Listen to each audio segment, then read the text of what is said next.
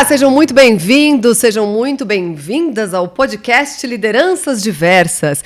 Aqui nós vamos conversar com várias lideranças de vários eixos da diversidade. Vocês vão conhecer grandes histórias de profissionais do setor automotivo e da mobilidade e, claro, seus desafios no setor e muitas vezes também na diversidade, né, gente? Nós vamos falar com mulheres, com negros, com LGBT e mais, PCDs, jovens, 50 a mais e, claro, muitas vezes com lideranças que se enquadram em muitos desses eixos ao mesmo tempo. A ideia aqui é te inspirar e fazer com que você saia com muitos insights dessa nossa conversa. Hoje a minha convidada não poderia faltar aqui nesse nosso espaço Lideranças Diversas. Ela é jornalista, ela é formada, claro, em jornalismo e pós-graduada em economia pela USP. Ela é uma pessoa que eu acompanho a carreira muito de perto e que eu tenho um prazer imenso de trazer aqui para Lideranças Diversas. Giovana Reato, editora-chefe da Automotive Business, seja muito bem-vinda. Ai, que honra!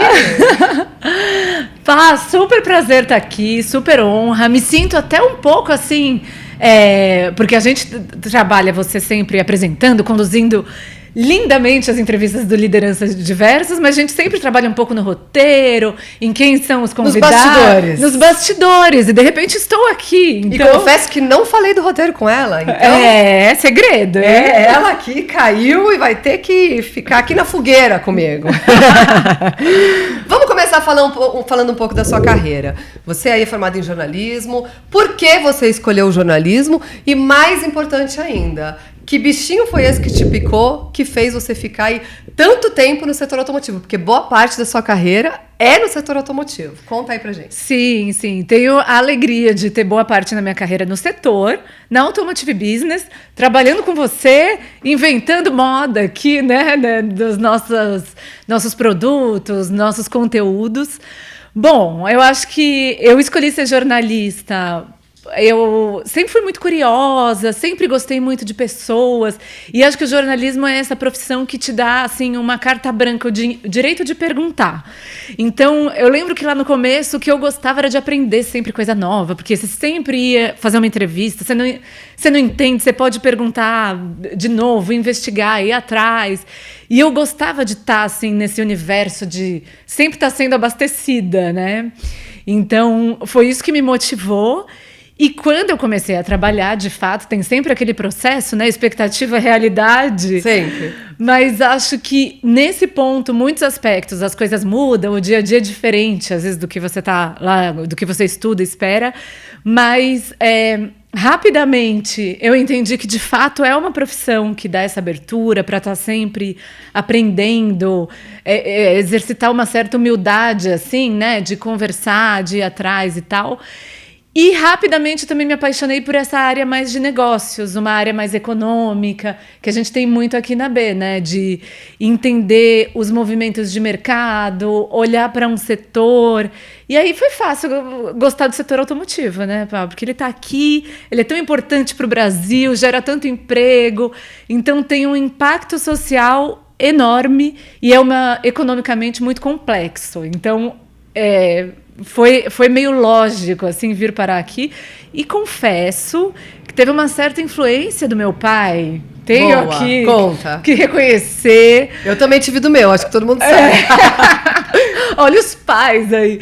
Meu pai trabalhou por muitos anos, né? Ele trabalhava com máquinas industriais, então fazia projetos de engenharia, de máquinas, prensas, máquinas gigantes, e trabalhou com muitas fábricas automotivas. E eu acho que quando eu comecei a trabalhar, eu comecei muito no setor de indústria, né? Eu trabalhava numa assessoria de imprensa que era muito ligada a contas de indústria. E eu acho que eu comecei a entender muito o universo do meu pai. Poxa, que legal, então é por isso, então as coisas funcionam assim.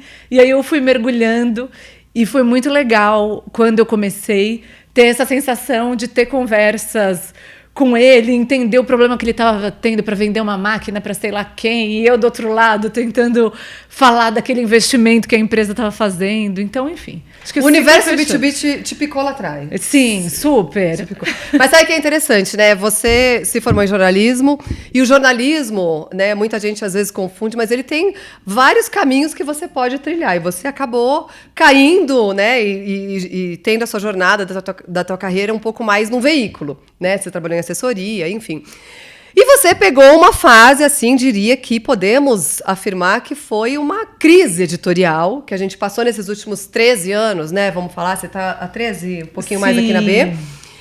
Uma crise editorial, e também não pegou os melhores tempos, as épocas de ouro do setor automotivo, né? Acho que enfrentamos boas crises aí. Quer dizer, você vem de uma época onde, há 13 anos atrás, o impresso tinha muita força, né? O setor automotivo estava vivendo uma outra realidade, né? Dos 13 para trás, para enfrentar um momento de crise que foi muito desafiador, né? Que é um reposicionamento, talvez, editorial, alguns canais nascendo, outros perdendo força, assim como o setor automotivo, né? Que era muito fabril, era muito industrial, e a gente começou aí a trilhar um universo da mobilidade. Como que foi viver esses últimos anos aí dentro desse quadradinho aí de crises transformadoras? É um turbilhão, né?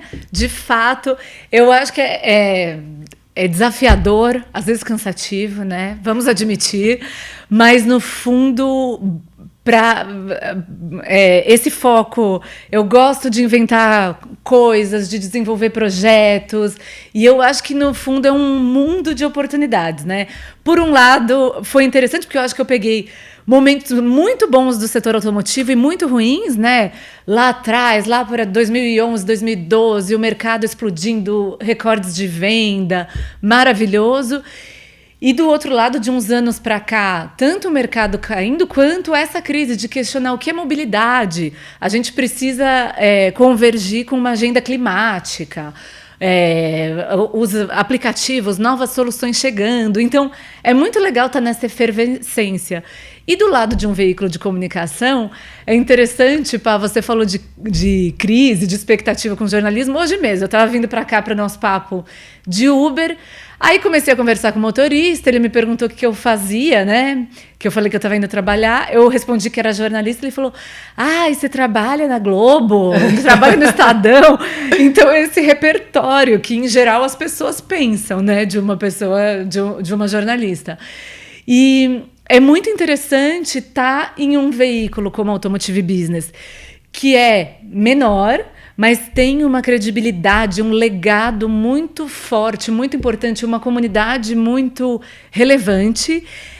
Mas, ao mesmo tempo, pelo nosso tamanho, tal, a gente consegue ser mais ágil, a gente consegue olhar para os movimentos do mercado, pensar em projetos, já pôr na rua, deu certo, a gente vai em frente, investe, não deu certo, a gente repensa o modelo. Trabalhar a trilha de aprendizado com eles também, né? Sim, que eu acho que são oportunidades que, se eu tivesse assim, se eu tivesse na Globo, como motorista queria, talvez, assim, você tem muito mais uma caixinha para sua atuação, né? Claro que aqui... E uma burocracia de empresa grande também, né? Sim, completamente, né? Você talvez não tenha acesso para criar uma série de coisas. E também, claro, aqui eu fui me desenvolvendo. Claro que teve um começo, assim, muito mais... que eu fazia ali, o que eu era... Estava no meu job description, né? Mas, no fundo, é muito legal ir crescendo o meu olhar, minha bagagem sobre o setor, minha bagagem sobre comunicação e jornalismo, ao mesmo tempo em que a gente cria espaço para fazer esse exercício de olhar e pensar como manter nossa relevância nesse mundo doido em transformação. Vou pegar até esse gancho de relevância, porque esse mundo doido de transformação e tudo mais é um mundo que a gente tem aí com a chegada mais forte, assim, né, das redes sociais, da internet, né, desse mundo digital, que foi uma das crises que a gente viveu, editorial, né, quando o impresso começou a ser colocado em xeque, a rádio, TV até, né, que hoje também luta aí pelas suas receitas, né, diferenciadas. O mundo editorial também teve muito isso. E hoje a gente tem um pouco dessa caminhada aí no digital muito forte, é um ambiente que te permite ter, né, uma mensuração de resultado para as marcas, para os veículos, de alcance, de tudo. Você conhecer melhor e de perto o seu leitor, criar uma comunicação, né, acho que um relacionamento com o seu leitor muito maior. E isso também eu acho que traz, né, caminhos espinhosos e também oportunidades, ameaças. Né? Vamos pensar que como oportunidade a gente tem aí essa história de ter o alcance, de conhecer o nosso leitor, mas a gente tem também, de outro lado, fake news. Fake news é um tema polêmico, né? Que veio junto com essa mídia digital, né? Muito mais forte, talvez existisse no passado, mas enfim, hoje muito mais forte. De outro lado, a gente também tem as marcas criando suas próprias comunidades. Antigamente a gente precisava de um grande veículo para fazer essa ponte, para fazer esse encontro acontecer, né? Que é o que a gente também tem muito de herança. Parte do nosso legado também carregou um pouco desses tempos, né? Hoje o mundo digital trouxe esse impacto, trouxe um monte de desafios. Como que você enxerga, né, o papel de um veículo no meio de todos esses desafios, o futuro de um veículo, especialmente um veículo nichado, né, que é onde a gente está como Automotive Business? Sim, o cenário é muito complexo e eu acho que um veículo de comunicação, nós tivemos muitos momentos, como você bem disse, né, Pá? Teve, em algum momento da história da comunicação, do jornalismo, os veículos de comunicação eram quase porteiros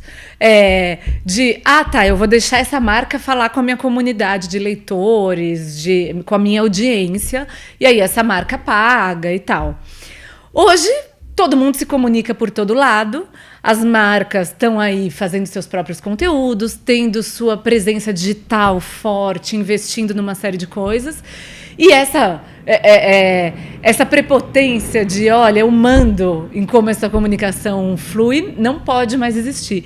Então, eu penso e olhando até para notícias falsas também, eu penso que o principal exercício que a gente precisa fazer o tempo inteiro é como atender bem as marcas, tá lá naquela ponta de, poxa, qual o seu problema de comunicação? De que forma a gente pode ajudar essa conexão a fluir melhor?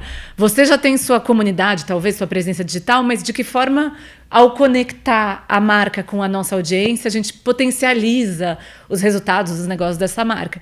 E, por outro lado, com a nossa comunidade de leitores, de participantes dos eventos, de audiência, quem está nos ouvindo, nos assistindo aí, né?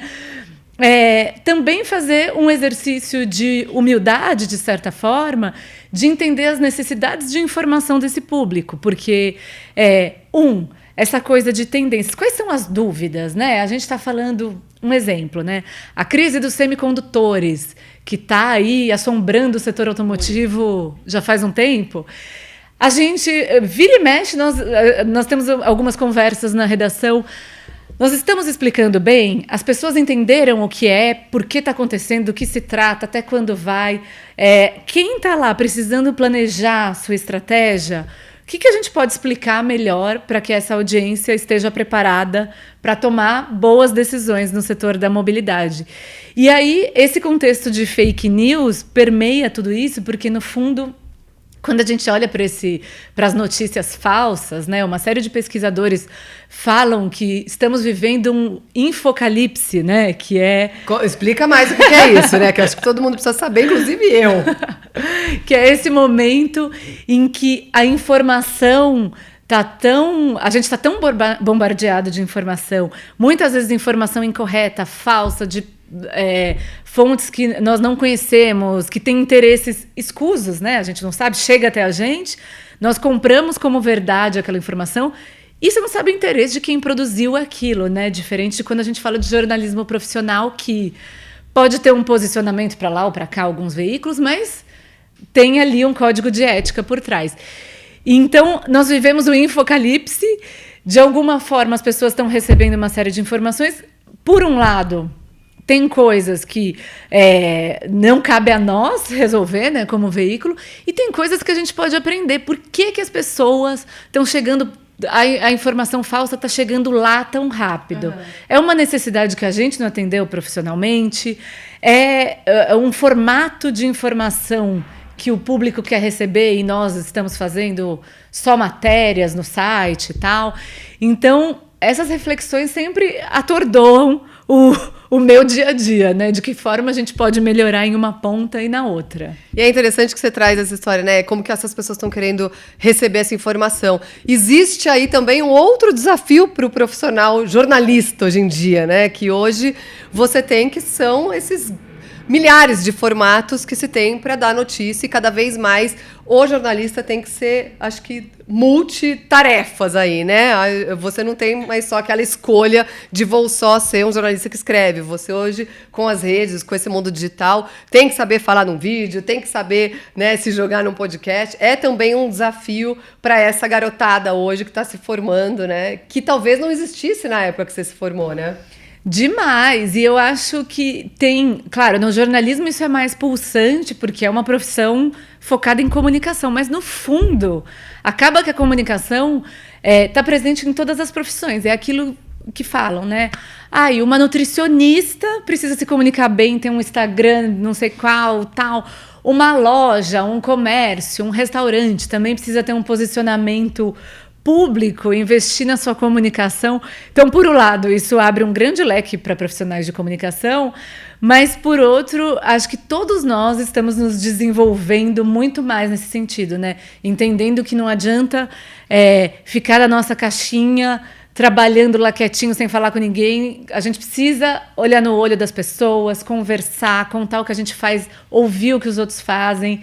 Amei olhar no olho, né? Porque nesse mundo digital eu acho que a gente sente cada vez mais essa necessidade. Ficamos aí trancados nessa pandemia, a gente sentiu isso até no ABX do ano passado. Nossa! 3.500 pessoas, lideranças emocionadas de se verem, né? Depois de 2 anos enclausuradas, assim, foi incrível, né? A gente entender que, por mais que a gente tenha esse recurso, né? A gente precisa desse calor humano. Vamos entrar no assunto de liderança, né?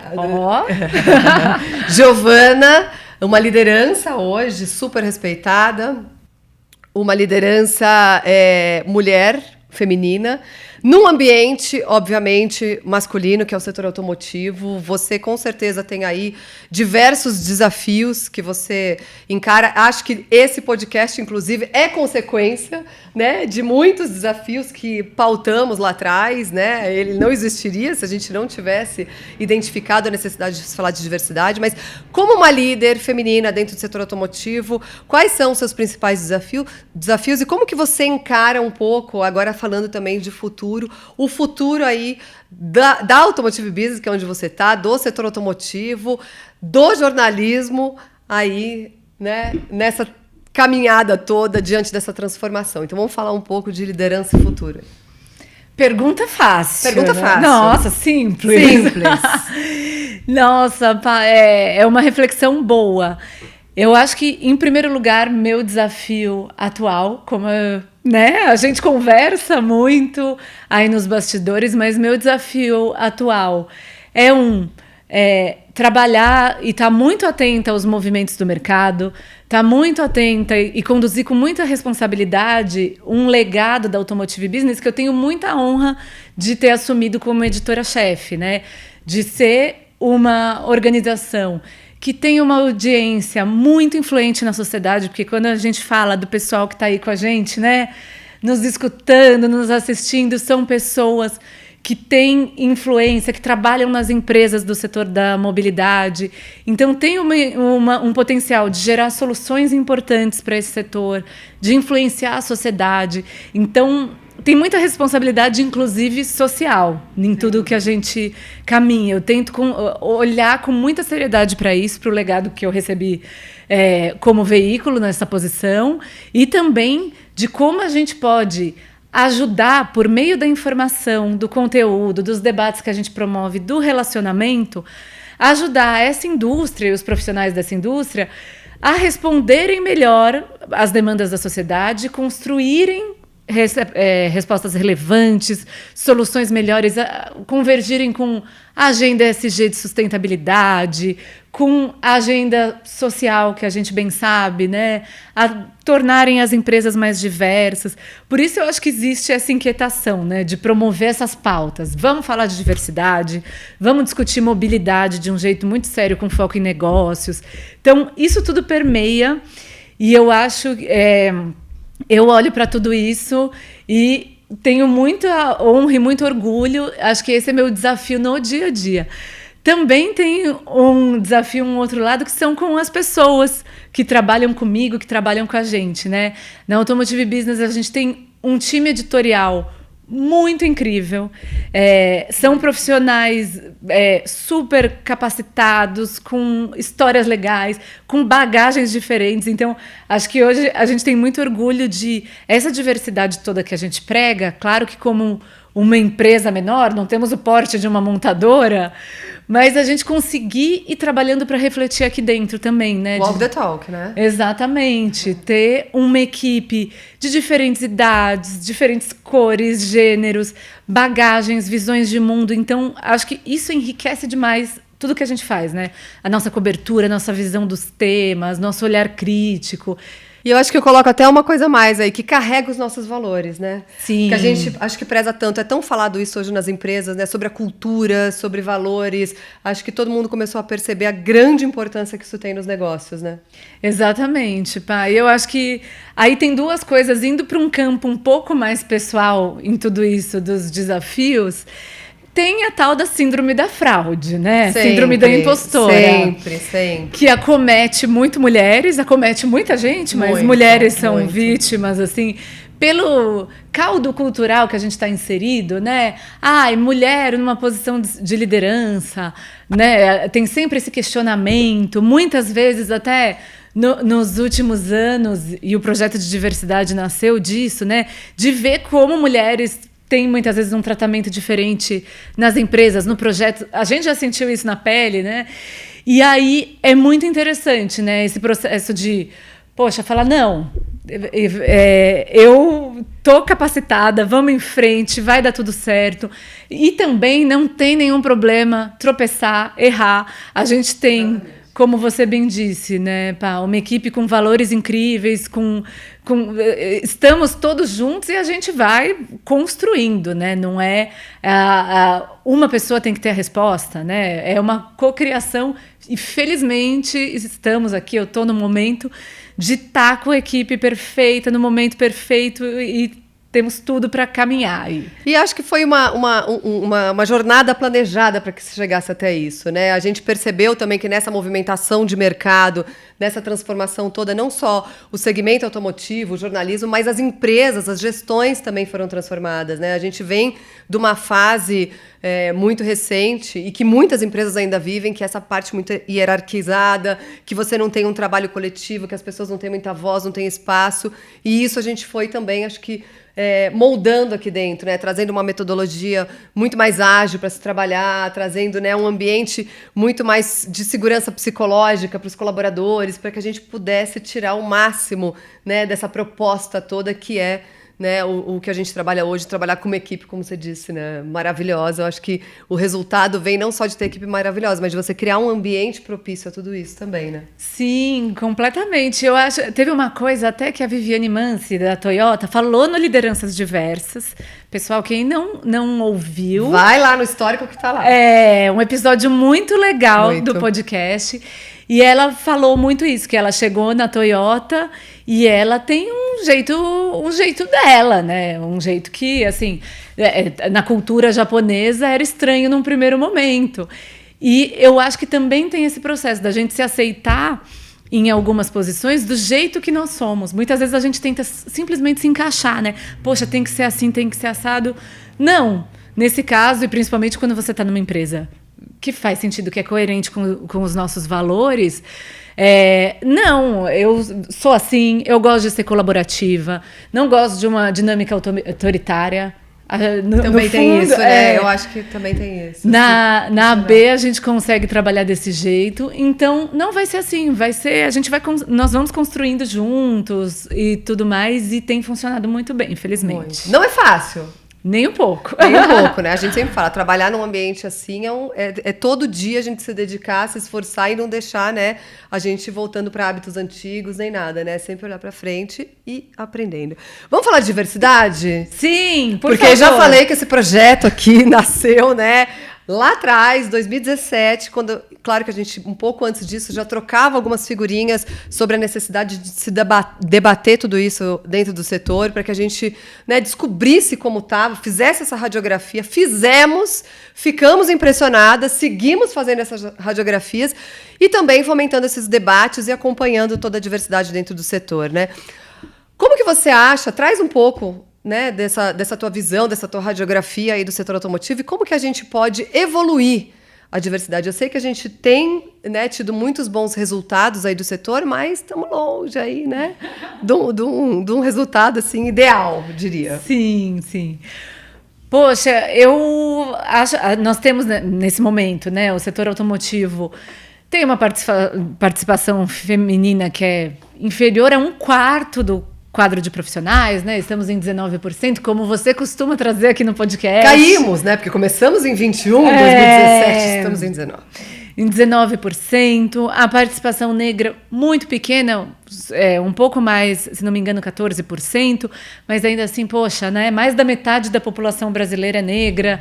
Quando a gente pensa em LGBTs, a gente não tem nem como medir, a gente não tem essa representatividade, né? São raros os casos de pessoas que se sentem à vontade para sair do armário, se assumir na posição em que estão. Então, enfim, é muito crítico. Pessoa com deficiência também. O cenário é muito crítico, mas como a gente vem falando, né? Uma coisa que é muito positiva é ver que o setor está se movimentando muito rápido. E, de certa forma, que sem falsa modéstia, né? Contribuímos um pouco. Conseguimos contribuir. Essa evolução. Eu acho que é motivo de orgulho, né? A gente já teve em outros fóruns de discussão e as pessoas falaram, poxa, que legal, vocês contribuem para essa evolução. E, de fato, eu acho é muito interessante esse nosso papel de ser um campo neutro, né? A gente traz a informação, a gente levanta os dados, fomenta a discussão com muita também abertura, porque nós sabemos que não é fácil. Grandes empresas têm dificuldade de diversas naturezas, culturais, dificuldade de recrutamento, dificuldade para... E culturas diferentes, né? Sim, completamente. É um assunto muito complexo e nós não podemos tratar de forma superficial, não, precisa avançar e tudo mais. Mas é interessante porque também nós acabamos virando esse ambiente em que muita gente vem falar com a gente, poxa, na minha empresa a situação tá assim, o que eu posso fazer? Muitas mulheres, grupos minorizados vêm conversar com a gente e tudo mais, e a gente ama receber e criar esse diálogo, e ouvindo, às vezes vem de demandas individuais que a gente começa a perceber que são coletivas, a gente fala, poxa, aquela pessoa falou que tem tal dificuldade. E, no fundo, a gente observa e aquilo está nas empresas de forma geral. Então, é muito interessante acompanhar, construir e acho que, de certa forma, ter esse papel de empoderar indivíduos, né? Porque, às vezes, tinha lá uma pessoa no RH, um profissional, uma profissional que precisava evoluir com a pauta, não conseguia. Ao gerar dados, ao trazer o evento, ao criar esse palco, esse cenário de discussão, nós começamos a empoderar essas pessoas para falar, poxa, essa pauta é importante, isso precisa evoluir. Acho que essa é a parte mais gostosa desse trabalho, né, Gi? Porque eu acho que a gente sempre carregou um propósito muito grande aí, né? Não só de gerar informação, mas de ver a transformação acontecendo. Né? Não só através das pessoas, mas também com esses dados, né, que a gente sempre colhe. Eu acho que isso faz muita diferença de ser um projeto tão reconhecido. Sim, exatamente. Mais do que o reconhecimento, tal, é sentir que nós conseguimos gerar a transformação, ainda que seja num passinho, a gente não sabe que não vai virar de uma hora para outra. Mas, poxa, estamos ampliando olhares e ajudando as pessoas a terem voz para discutir esses temas dentro das empresas. Então, sinto que a missão está sendo cumprida. Está sendo cumprida com certeza. Esse ano a gente vai ter aí um grupo de influência nessa jornada com a gente, nos ajudando aí, né, a dar mais alcance para tudo isso, a ter mais transformação. A gente começa aí também, né, para um aspecto mais social aí da questão, que todo mundo vai ficar sabendo depois nos nossos canais, né, Gi? Vem aí. Vem aí. Coming soon. Vamos falar de Giovana fora desse jornalismo, desse setor automotivo. Eu conheço bem, não sei se ela vai contar tudo aqui, mas enfim, né? Como Giovana hoje faz tips para se atualizar. A gente sabe que, né, temos aí lifelong learning, todos esses, né, debates, essa necessidade de ficar até o último dia da nossa vida, né, se entupindo de bons conhecimentos, porque não vale mais você só se formar igual na nossa época e estava tudo pronto. Como que você se atualiza? E já engata aí também, porque eu sei que isso é parte do seu hobby. Fala um pouco sobre seus hobbies e o que Giovana faz fora de AB. Muito bom. Esse é um tema gostoso. Gostoso. Aí sim. Acho que tem uma camada que, assim, gerencio a ansiedade, né? Porque tem aquela coisa. O mal do século. O mal do século. O ciricutico de trabalhar, de entregar, de fazer não sei o quê. Tem demandas de família, tal. Mas estamos aí, né? Eu sou casada, não tenho filhos, então estou aqui na representatividade das mulheres sem filhos. Que decidiram não ter filhos e tudo bem. E tudo bem, estamos aí. E eu adoro, né? Eu sou muito curiosa, sou muito aficionada por informação. Então, acho que em primeiro lugar, assim, pensando em lifelong learning, gosto de olhar formatos. Acontece alguma coisa, eu vou lá xeretar. Gosto... É a jornalista que não sai de você. A jornalista, assim. Então, gosto muito de ler, gosto muito de acompanhar outros veículos de comunicação, colunistas, ver até novos formatos de matéria. Sou viciada em podcasts, gente, então... Se tiver qualquer problema aqui com esse podcast, críticas, sugestões, mandem, que Giovana está atenta, estamos atentas. Sou uma grande viciadona em podcast. Não deixa de contar, porque Giovana é corredora, tá? Ai, sim. Correu maratona, meia maratona por aí, né? Pode contar tudo. Tentei correr uma maratona inteira, me lesionei antes, mas estamos aí. Mas assim como você, né, pá? Sou viciada em corrida, inclusive... E a corrida é muito boa, né? Ai, meu Deus, que Ela delícia. traz um aspecto, uma camada, eu acho... Eu, pelo menos, falo, pra mim é minha terapia. Você vai, é onde você se entope de ideias, desenvolve, né? Como faz bem. Nossa, demais. Giovana é vegana também. Sou vegana, é verdade, né? Então tem toda essa coisa, né, da causa animal em mim, de ter essa empatia, de querer que um impacto ambiental melhor e tudo mais. E claro que ninguém individualmente vai mudar o mundo com o veganismo, mas chegou uma hora na minha vida que eu comecei a entender, poxa, não faz sentido tudo que eu sou, tudo que eu quero, continuar comendo, me alimentando de coisas derivadas de animais. E aí optei pelo veganismo, assim como você, né? Sim, estamos assim com muitas coisas em comum. Muitas coisas, essa convivência. Mas tem uma coisa que a gente não tem muito em comum. Apesar de eu também ser uma pessoa divertida, adorar uma bagunça e tudo mais, Giovana é uma pessoa viciada em carnaval. Ai, tenho essa, gente. Não, eu gosto muito também, pra desopilar, assim, eu acho que quando a gente pensa em vida pessoal, gosto muito, sou uma pessoa muito social, então tenho uma rede de amigos incríveis, assim, tô sempre encontrando, sempre saindo, preciso disso para me abastecer, para me sentir mais calma, mais feliz, então tô sempre nessa bagunça, às vezes a gente juntas, né? Às vezes a gente tá juntas na bagunça. E carnaval, importantérrimo, gente. Não, acho uma delícia essa coisa de simplesmente você sai na rua e tem uma festa, gente. Pelo amor de Deus, é o segredo da felicidade. Hein? Gi, chegando um pouco ao fim nossa conversa, um pouco não, totalmente, né? Porque a gente já estourou o tempo, a gente sempre fala que vai ficar em meia hora, acho que já fomos muito mais. Marcos está aqui nos ajudando com essa informação. Mas eu queria que você deixasse aí, pra gente finalizar, 2 recados, né? Um que, na verdade, é uma confissão que você faz e o outro que é um recado mesmo, né? Ai, que medo. Um recado para todas aquelas pessoas que desejam aí seguir no jornalismo, né? E seguir carreira aí no jornalismo automotivo. Podem ser 2 recados diferentes, nosso setor automotivo, enfim, recados diferentes. E queria que você falasse um pouco do legado que você quer deixar depois, né? De tanto amor aí pela profissão que você já mostrou e toda essa jornada que você ainda tem pela frente. Ai, que medo, frio na barriga. Começando pelo legado, eu acho que, no fundo, o que eu quero deixar é que a gente consiga assim, ir se adaptando aos tempos e com a nossa equipe, com a nossa proposta e o nosso propósito também, ajudar a contribuir para a evolução do setor da mobilidade, né? É ambicioso, às vezes pode soar meio prepotente, mas no fundo é estar ali, contribuir para os profissionais que estão nesse segmento avançarem, entenderem o cenário em que eles atuam e a responsabilidade deles e construírem soluções importantes para a sociedade, né? Contribuírem para melhorar o que a gente tem hoje do cenário de mobilidade. Então, acho que esse é o legado ambicioso, mas se eu puder fazer um trabalho de formiguinha, um cantinho ali... Já tem tijolinhos. Né? Já tem os tijolinhos, já vou ficar feliz.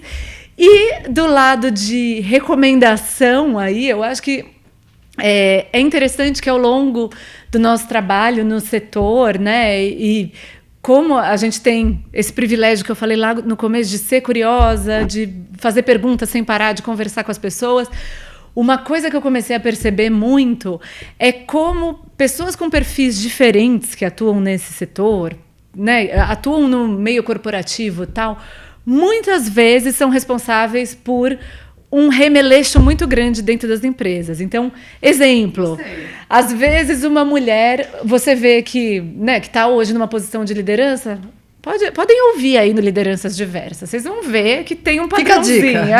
Estou fazendo essa análise, assim, mas eu sinto esse padrão. Às vezes uma pessoa que é LGBT ou uma mulher que hoje está numa posição de liderança, em geral, essa pessoa enfrentou algumas dificuldades para chegar onde está, conseguiu, e chega lá com outro gás. Sede de abrir portas. Exatamente, de abrir portas, com sede de transformação da empresa, de gerar resultados, de trazer uma bagagem que outras pessoas não tinham, então fazer propostas, inovar. Então, a coisa que eu acho mais importante hoje, com a experiência que eu acumulo individualmente como profissional, mas também nesse exercício de observação, é que as pessoas não abram mão de quem elas são. Então, tá lá no seu trabalho, é estagiária, é gerente, é executiva, a posição que tiver, chão de fábrica, tal, vai lá com a sua própria bagagem. Claro, a gente faz um exercício de encontrar o meio do caminho, mas não tentar se adequar. Eu quero ser adequada. Não. Mudar para tentar chamar atenção ou para se validar um pouco ali dentro daquele ambiente, né? Porque, no fundo, os perfis que não são aqueles automáticos... A máscara sempre cai. É difícil a gente segurar isso, né? Vamos combinar. É muito difícil segurar. Muito. E já teve fase que eu tentei segurar uma mascarinha, assim, de... Todas nós. Nos transformamos. Nos transformamos. Mas, é difícil segurar essa máscara e outro...